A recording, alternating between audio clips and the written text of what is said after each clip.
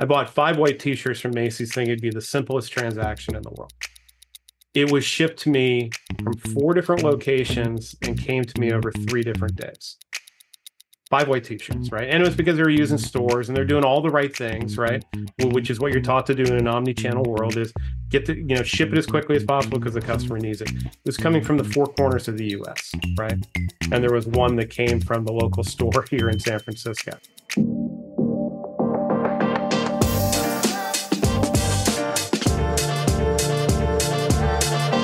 So what's the best way to describe you?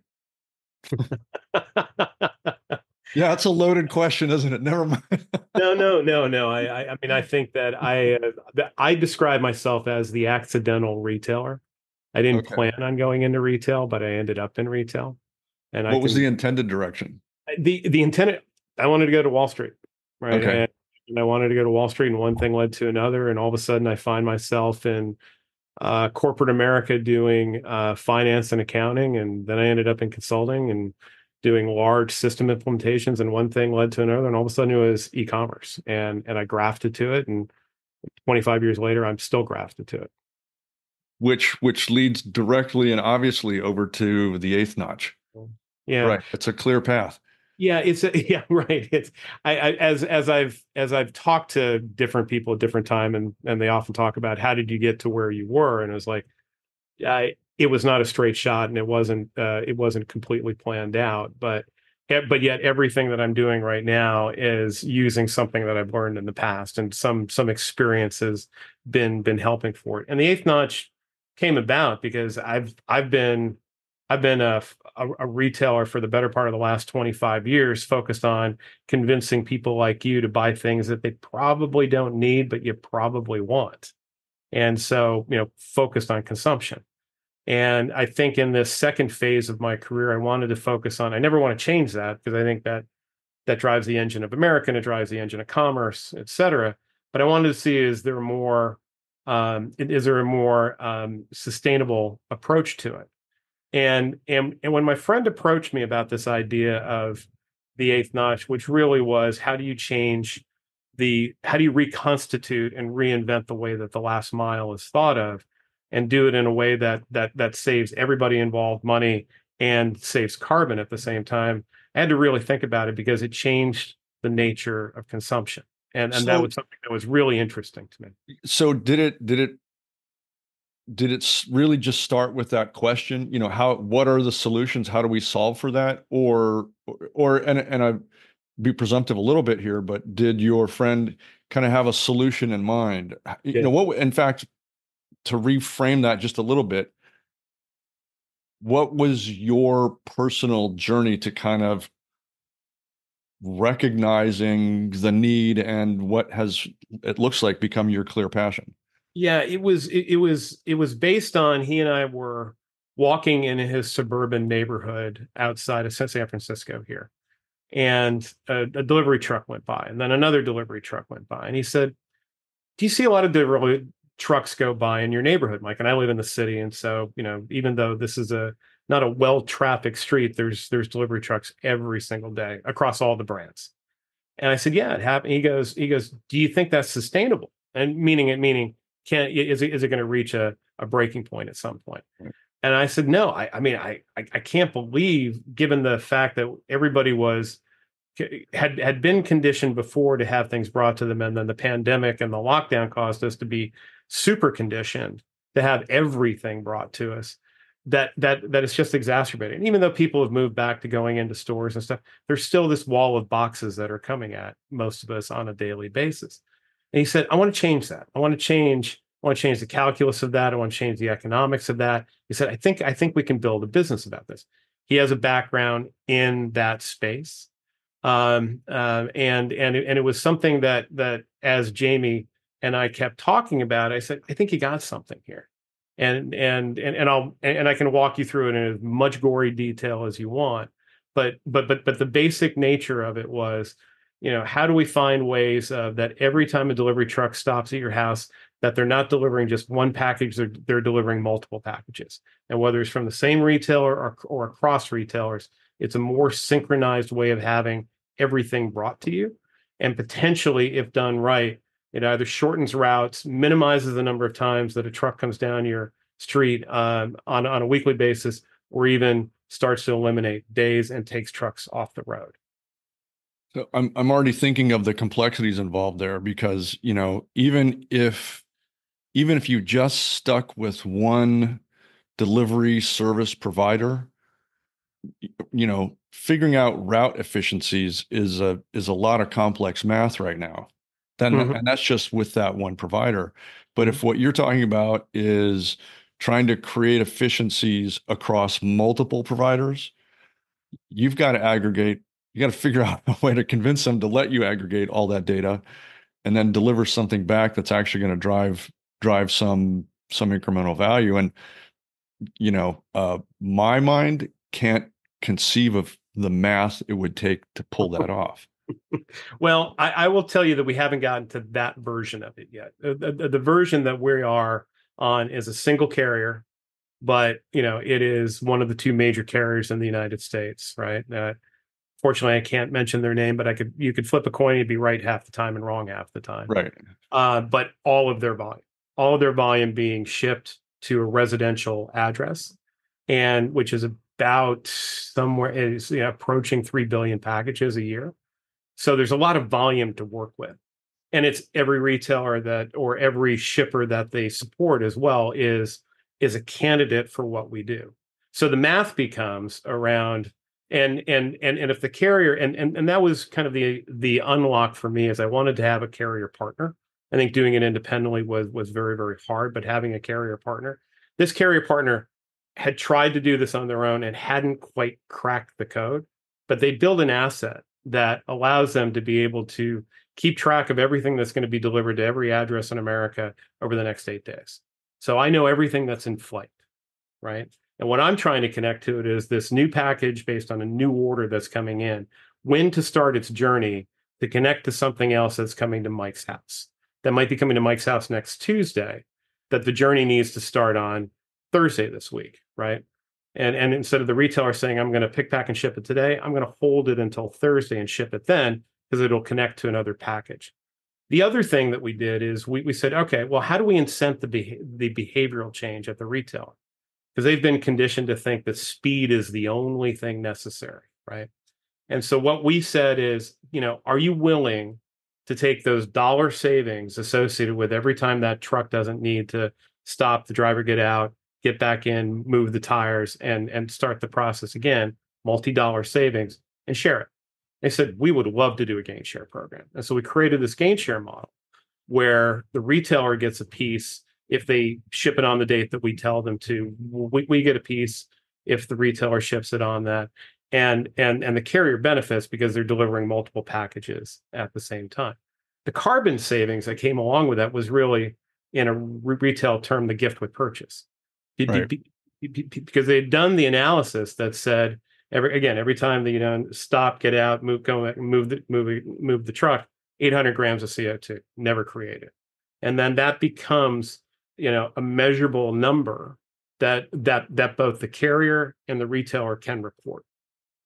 So that's how we felt that, given that we had access to the data, we needed the data from the retailer, which was really 12 pieces of information around every e-commerce order that they have. So it's a minimal amount, and we can create magic out of it by being able to connect packages. It's ambitious. It's thankfully you're working with one of the large providers who has probably every possible kind of data you could ever want to pull something like this off. Do, do you foresee that the Eighth Notch would be selling its services to other providers at some point? Is your ambition to kind of globalize this idea into you know other channels?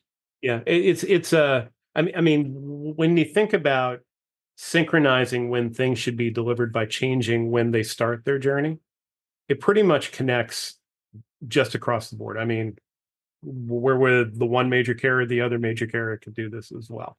Regional carriers could be part of this. International carriers could do this as well. And we're just talking about residential e-commerce delivery, right? You start to, backtrack through the network and start to realize, could this be done at the container level? Right. Could this be done all the way through? We believe that there is inherent inefficiency across the board because speed is the only thing that people are focused on. If they thought differently about it and said speed is not the only factor, but synchronization and cost savings, and oh, by the way, carbon savings as well, as being a secondary component to it, it causes people to stop and think and at least say, I have to consider this. But they've got to get past the speed thing first. And so there is no reason why we couldn't take the metaphor all the way through. I mean, I had another podcast about 4 or 5 months ago where we started to riff on, and he's in Europe, and he was like, this is exactly what is needed in Europe because we want to get to smart cities, right? How do we figure out, and he was focused on the delivery trucks in terms of there's only 2 days a week that they could deliver. So have everything brought in on those 2 days. Or it's one company's day on Thursdays and another day on Wednesday, but become much more coordinated and synchronized. When you share data, and I think that's where you were headed on this, when you share data, it's amazing what you can possibly do. But people have to start recognizing the importance of sharing data to create common outcomes and common benefits. So, educating people and kind of in order to shift some well-entrenched paradigms, like it's really about speed, is not easy. It's very difficult, which translates to it's pretty expensive to do that. I mean, you have to do some serious convincing. But like you said, once you introduce the dollar figures, look, there's a cost savings here as well. And then there's the altruistic side of it. And that kind of comes in as almost a byproduct, it sounds like. Right. And I wanted to talk about that a little bit because, there are a lot of smart people right now putting a lot of effort into sustainability and products and services that are going to minimize the destruction of the planet and and again, be smart about that. I know a handful of them that appear to be very successful. I know a handful of them that are really struggling because they have not quite devised a system, an efficient system that convinces their customer base that this is the right thing to do. Because it's expensive, because, who really wants to change when your entire incentive system is built around speed? Mm-hmm. So how does that conversation go in your world? I mean, you've got one of the two largest carriers in the marketplace. You've got their ear clearly, but what was that like? What did you have to do to get that going? On the carrier side, we didn't have to do much, right? Because they've been trying to do it themselves. And they also recognized that it was the only way, it wasn't the only way, but the more cost efficient way of leveraging their network was to make their network work better, right? And by doing that, they had to go upstream to figure out how to get cooperation from the retailer in terms of you can't shove everything in at the same time and assume that we're going to be able to figure this out because we can't build enough, we can't have enough trucks, enough planes, enough buildings in order to be able to handle what was the 33% jump that we had during COVID. And so they said, look, delivery density is the term, right? And it's something that they talk about openly. It's something that they mention in their earnings calls. It's something that they talk about the potential cost savings associated, hundreds of millions of dollars. So they've drank the Kool-Aid. They're using that now as an incentive, as I mentioned, in this gain share program at the retailer level. So it becomes financial as every retailer is looking for pennies of EPS. This becomes pennies of EPS. And the sustainability piece, I think, will become a much more important message as we go through this. But then there's the other trend that's happening. And I think it's on the consumer side. A lot of the research out there shows that consumers are saying, if you gave me an option, I'd take it. If you gave me something that said you were trying to be more sustainable, I'm willing to wait. Up to 75 to 80% of consumers in a series of surveys that I've seen have said, I get a wall of boxes all the time. I don't need everything fast. I just need, and in some cases, I don't want to feel bad about my consumption pattern. Help me feel better about it, right? So I think there's that piece, and then I think there's the last piece, which is the smartest. Well, I don't want to say the smartest retailer in the world, the one that gets to the answer fastest, Amazon, because I think everybody is just as smart. They just don't make decisions as fast as Amazon, or they don't test their way into it. Just as they conditioned the entire industry to believe that speed was the most important thing, they're now conditioning their customers to say the sustainability is a component as well. Right. And I would suggest to you, if you haven't seen it already, the next time you check out, right, it's a series of options. And some of them are, I'll have them delivered, all of them next Tuesday for you. And guess what? It's better for the planet when you do that, right? And so that there's this conditioning of the consumer base that sits there and says, well, if Amazon can do it, why can't you? And I think that's the series of waves that we're riding, which is there's the cost savings that the carrier is using as an incentive. There's the sustainability component that they have. There's the conditioning of the consumer set as well to be able to say, there's a change here. Take advantage of it, and don't be as slow as you were the last time. Because the speed one is they're still trying to catch up on that, and they're several years behind on that. I'm kind of making this up, but based on the way you just articulated that, it seems like what you're doing is at Eighth Notch is leading with the financial benefits for the carrier, and then secondarily, almost ancillary, these other benefits kind of trail along. Yes. But I think to me, the most innovative thing I've heard here, and to give credit to the entire process, because that's phenomenal, is the gain share program that incentivizes the retailers to join the fund.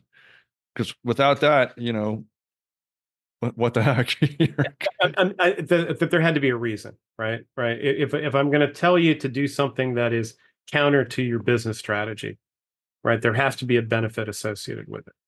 And if it's something that can influence your business strategy to say, ultimately, this is a benefit that I'm going to elevate to the consumer and tell them that we're doing this, right? And I think the other thing that I want to make sure that you and the audience knows is we never violate the commitment that the retailer has made to their customer. If they said 5 days, it'll be there in 5 days, right? It's not focused on the front end of that part. It's focused on the middle to back end of that part. It's using time more strategically. If you've said 5 days, use 5 days. And if you can find value, do that. If you can't, go ahead and ship it early. Do whatever you want, right? That's and we're talking about 15 to 20% is kind of the sweet spot for us. About 15 to 20% of the time, for most retailers, we can find a way to connect their package to another retailer's package, or connect multiple packages in a split shipment mode, right? I tell this story that it was the last order that I made at Macy's before I left, and it's the 5 white T-shirt story.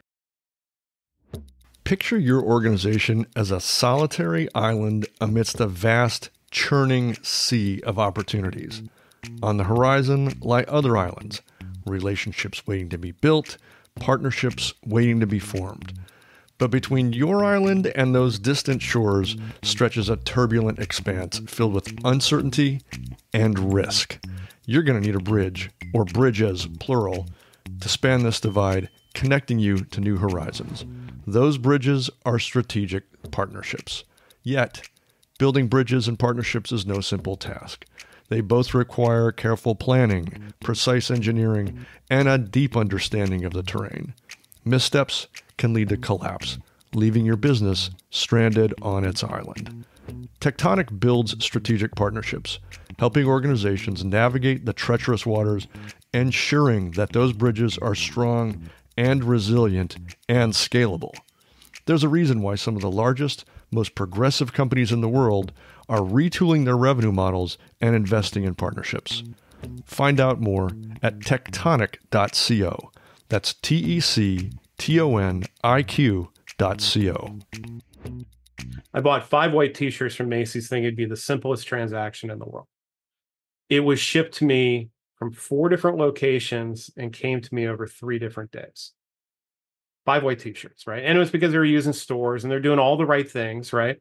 Well, which is what you're taught to do in an omni-channel world, is ship it as quickly as possible because the customer needs it. It was coming from the 4 corners of the US, right? And there was one that came from the local store here in San Francisco. In the world that we live in, and the work that we would do with Macy's, it would be those 5 white t-shirts would still come from those 4 locations. I'm not trying to fix the inventory problem, but they'd all show up on one day. So as a customer, I'd be like, hey, all my t-shirts are here. They're in multiple boxes, but I'm okay with that because they all showed up at the same time. And I'm not going, I got one on Tuesday, where are the other 4? I get another one on Wednesday, where are the other 3, et cetera. So I think, that there's a third benefit, which is the customer experience side. And because we live in a post-checkout world, is after the decision has been made right now, which we thought was the easiest way. The customer isn't involved in the conversation, except it never violates that customer promise window that the retailer has made to the customer. It'd be really interesting to try and track consumer sentiment on this kind of a delivery chain, partially because so much of this is invisible to the customer. They don't care. They don't see it. They don't care. But, like you said, if you're getting your 5 t-shirts in 4 different boxes over 3 different days, questions will arise. There's some sort of kind of brand resistance that probably starts to form up, like, what the heck? At least it's a question.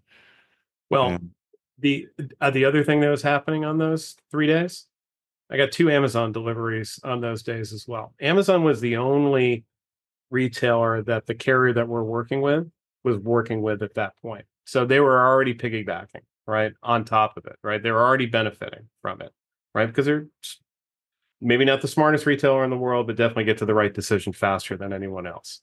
Yeah. Yeah. We've had on this podcast, we've had a handful of companies that are working to bring sustainable solutions to various sectors, and I'm thinking of one in particular that does a lot of work in travel and hospitality, or mostly travel, and they're behind this little thing for a couple of airlines, and I just don't recall which airlines right now.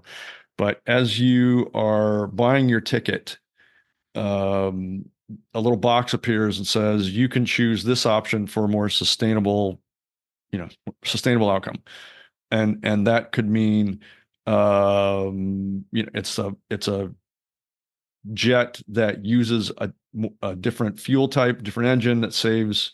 There's a fuel savings. There's some sort of exhaust calculation that is better for the planet, whatever those are, and it kind of gives you, choose the more sustainable option, or choose the regular full price, get you there quick kind of option. And the people behind this project, very smart, very passionate, but what they found out was that to the average consumer, it wasn't a huge deal. I mean, if it was going to cost them a little bit of money, even just a couple of bucks, they'd probably not choose it. If it saved them a couple of bucks, demonstrably, even just a tiny little slice, they would take advantage of it. Yeah. So it just shows how shallow we are as consumers. I would use the analogy of, and ultimately, once we get up into checkout and allow consumers to make the choice, it becomes, am I willing to use time differently? Am I looking for convenience, right? Because it really should be, in checkout every time that you're ordering something. Mike, I see that there's something coming to your house next Tuesday from so-and-so, maybe not mention the retailer. Would you like this delivered at the same time? Now that's effectively what Amazon does, right? Right. So what we're looking to do is across the retailers. I mean, I think it's a really interesting question of the paying more to feel better versus am I willing to give something that doesn't cost me anything? And time right now, I'm not sure costs people a great deal if it's Wednesday versus Tuesday or Thursday versus Tuesday, right? Especially if there's something that they get back, which is convenience. Yeah, it's an interesting conversation that'll clearly take us into some serious dog-like territory, but um, had some conversations here recently on the time value of money. Mm. It's a known concept versus the money value of time. And for both the organization, the enterprise, and the consumer, what those valuations look like and how you can play with levers to try and reposition those paradigms. I would go down the route in terms of, the true impact of free shipping, right? Right. In terms of what that really means. Is that a time value of money, or is that a money value of time? Right. Right. Right. And the fact that, there's so many retailers now that are being asked to question the validity of the channel just because of the cost of shipping and delivery. Right. And can you change the economics of it? And can you change the calculus of it? And that's what we're really trying to do, is take time and money and customer convenience and sentiment and strategy and try to fit them together in a different combination. It does mean that people have to have a little courage, right? Right, to be able to try it, and then to see if that the unlocks become what we think are the outsized value creators. Yeah, I'm already starting to think of how you could create a storyline narrative, if you will, for the consumer that kind of changes this from a just do the right thing kind of a notion to do the right thing for yourself, somehow. Yeah, and it's something that we talk to a lot of retailers on, is saying, look, you have an opportunity to message differently. You have an opportunity to communicate with your consumer differently. You could even put this in checkout in the current mode that you have that basically says, give us a little extra time, that we'll find the most sustainable way of delivering it to you. Right. And we've talked to a number of retailers that have said, yeah, or they've said, maybe this is our version of free shipping, and if you need it a little bit faster, you're willing to defray a part of the cost, not Right. but you pay a couple of bucks. It gives them another tool in the tool belt to think about. And as we're talking about customer experience, it's that notion of checkout, which is you try and get people through as quickly as possible because you don't want to create any friction. But I do think you want to create thought, right? And I do think you want, and people think about, do I pay for shipping or do I not pay for shipping? And they look at how long is it going to take, back to the time value of money or the money value of time, right? That's the question that people are going to start. Now you throw the sustainability piece into this. It's another factor for I think a growing part of our population who are going to say, I need that for me to have trust in the brand. Interesting. I would love to be a part of, or at least look at some of the data that you're going to end up compiling and seeing on the consumer side as to how they respond to these kinds of new messages and sustainability options and how they're positioned and what the uptake and adoption really are. I think that I should be kind to your schedule and wrap up this podcast, because I think there are so many different directions we could explore, but there goes the day. Right. And I'm, Right. by the way, I'm perfectly willing to do that, but we should probably reschedule that conversation. Sure. Anytime you want, Mike. But this is wonderful. Let me just give us a little wrap up here. Mike Robinson runs, and I'm not even sure of your title, co-runs at least the Eighth Notch, which is the first of its kind technology platform which enables shippers and carriers to eliminate unnecessarily delivery truck stops by sharing data further upstream.